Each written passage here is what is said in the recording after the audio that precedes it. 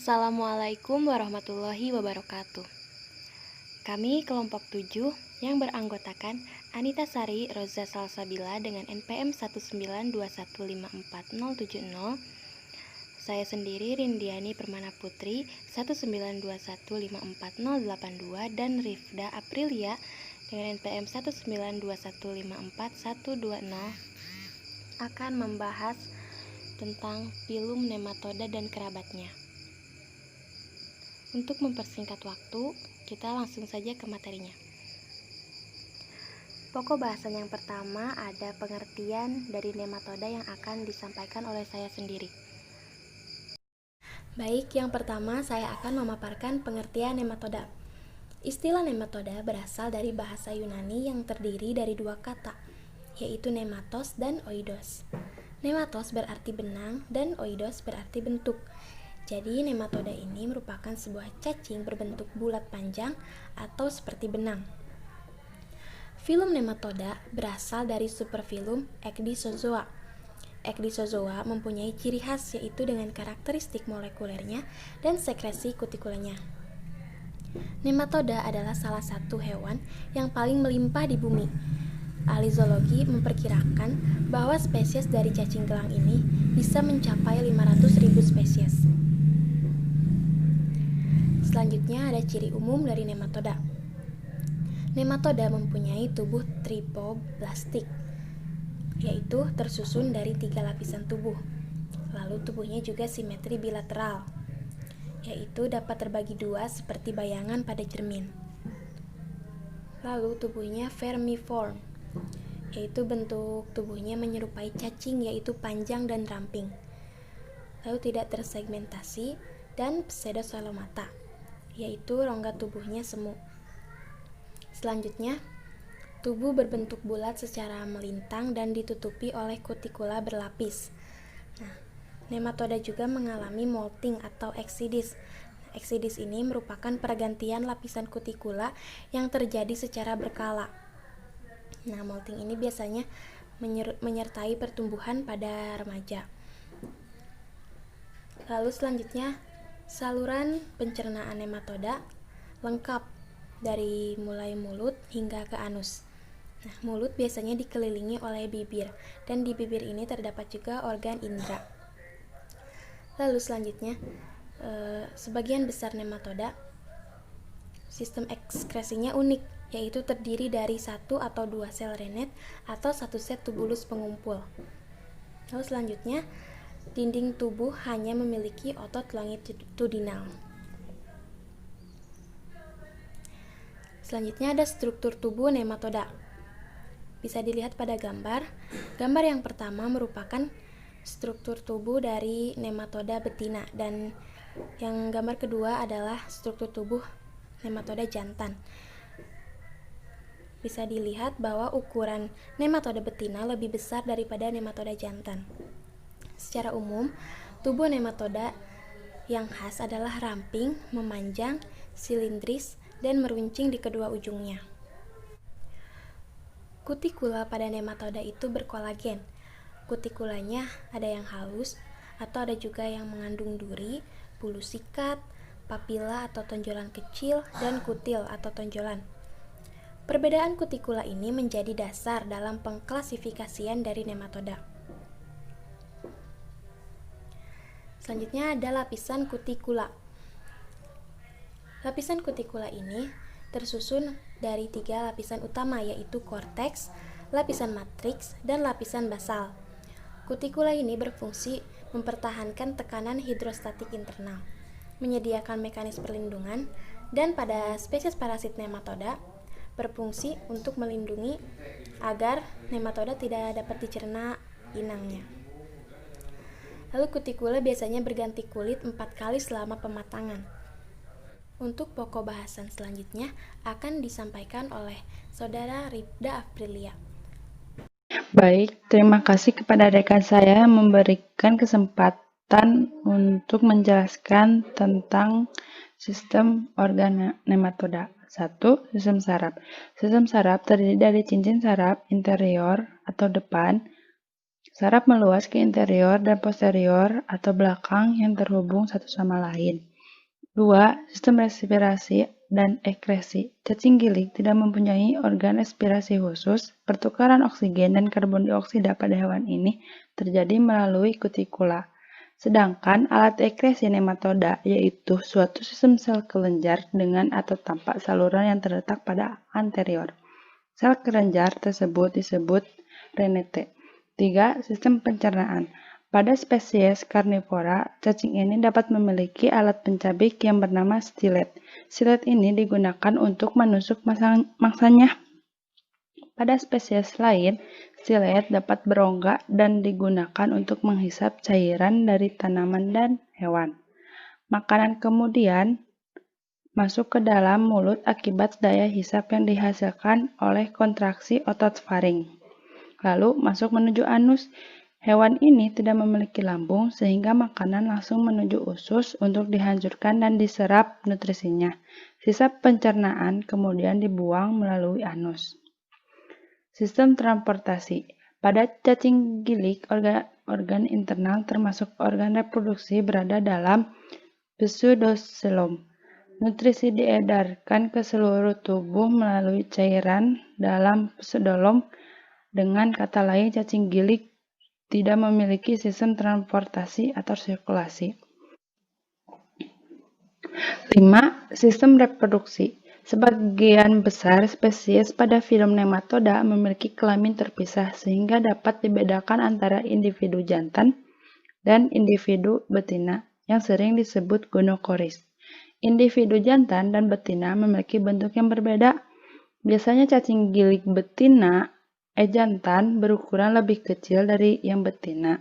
Kemudian, ekor dari individu jantan berbentuk seperti kait, sedangkan yang betina lurus. Reproduksi biasanya secara seksual, tetapi ada juga spesies hemaprodit yang membuahi sendiri. Ada cacing gilik yang hidup bebas, terus menetas menjadi larva yang memiliki penampakan yang sama dengan individu dewasa. Tapi pada cacing gilik parasit, siklus hidupnya biasanya juga jauh lebih rumit karena melibatkan pertukaran inang satu dengan yang lain. Klasifikasi nematoda. 1. Ada kelas Adenoporea.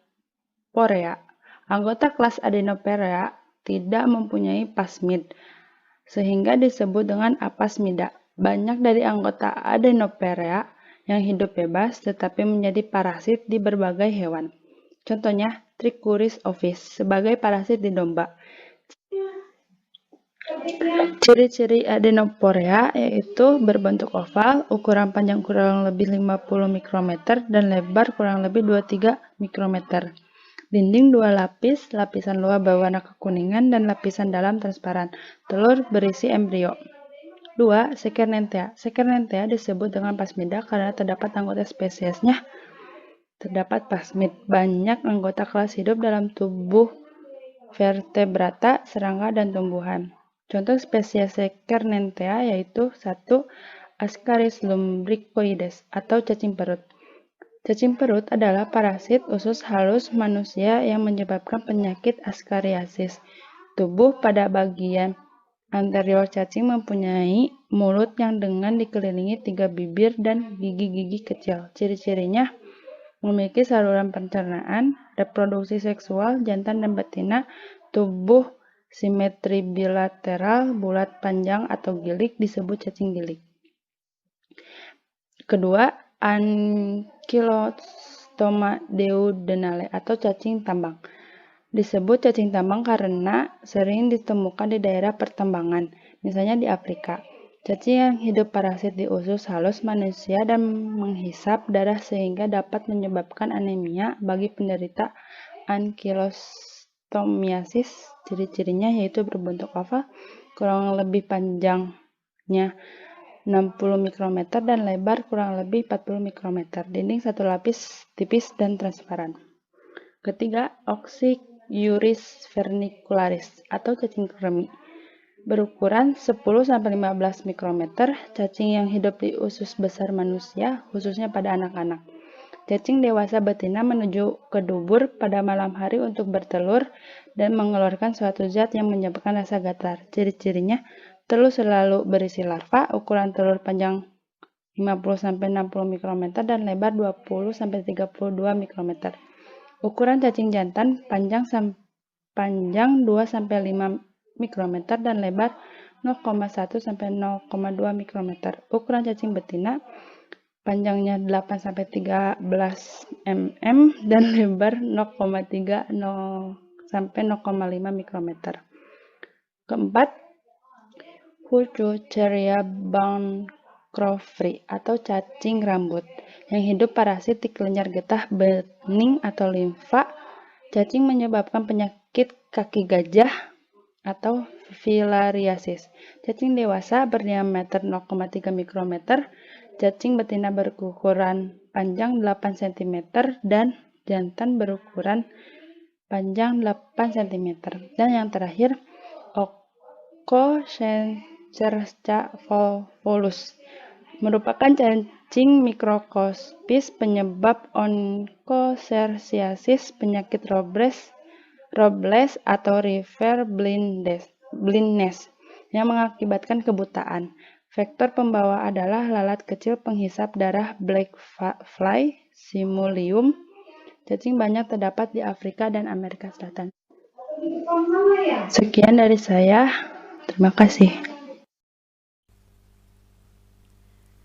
Nah, selanjutnya ada kerabat nematoda, yaitu pertama ada filum Nematomorpha, umumnya dikenal sebagai cacing bulu kuda atau cacing gordian, mempunyai panjang spesies 50-100 mm dan memiliki diameter 1-3 mm.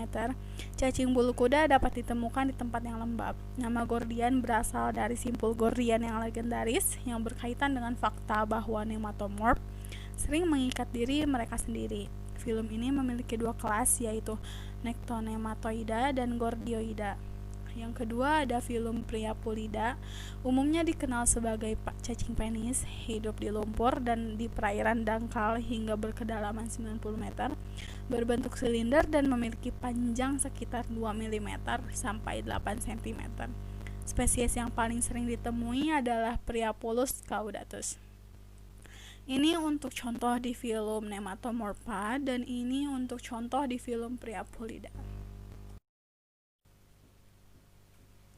Selanjutnya ada filum Loricifera, merupakan filum hewan laut yang tinggal di sedimen dari yang sangat kecil sampai mikroskopis, memiliki ukuran berkisar 100 nanometer sampai 1 mm. Ciri khasnya memiliki cangkang luar pelindung yang melingkar seperti armor. Nah, ini ya contohnya. Untuk filum Cynorrhincha berasal dari bahasa Yunani yang berarti moncong bergerak, dapat disebut juga sebagai naga lumpur, berukuran 1 mm atau kurang dari 1 mm, tersebar luas di lumpur atau pasir, tidak memiliki silia eksternal namun memiliki sejumlah duri di sepanjang tubuh dengan ditambah hingga 7 lingkaran duri di sekitar kepala. Ini contoh untuk filum Cynorrhincha. Nah, selanjutnya ada peranan nematoda, yaitu ada peranan menguntungkan dan merugikan. Untuk yang menguntungkan ada menghasilkan nutrien yang berharga bagi tanaman, mengakumulasi dan stabilisasi karbon organik tanah, bioremediasi dari tanah yang terkontaminan, dan yang terakhir ada contoh pada cacing yaitu Caenorhabditis elegans. Cacing ini dapat digunakan untuk meneliti dampak dari gravitasi nol pada perkembangan otot dan fisiologisnya dengan mengirim sampel cacing ini ke luar angkasa selama 2 minggu. Lalu ada peranan yang merugikan, itu Ascaris lubricoides, hidup sebagai parasit pada usus halus manusia. Necator americanus, parasit pada manusia, masuk dengan cara menembus di kulit kaki. Oxyuris vermicularis, ini tuh cacing kremi yang larvanya dapat masuk bersama dengan makanan. Lalu Wuchereria bancrofti, hidup sebagai parasit pada pembuluh limpa manusia dan dapat juga menyebabkan penyakit kaki gajah. Lalu terakhir ada Globodera rostochiensis. Ini adalah parasit pada tanaman kentang dan tomat. Ini pun dapat disebut dengan parasit pada sistem pertanian. Sekian yang dapat saya sampaikan. Terima kasih. Saya kembalikan kepada moderator. Terima kasih kepada Saudara Ripda dan Anita yang telah memaparkan materi. Mungkin cukup sekian yang dapat kelompok kami sampaikan. Kurang lebihnya mohon dimaafkan, dan jika ada pertanyaan silahkan tulis di kolom komentar. Terima kasih. Wassalamualaikum warahmatullahi wabarakatuh.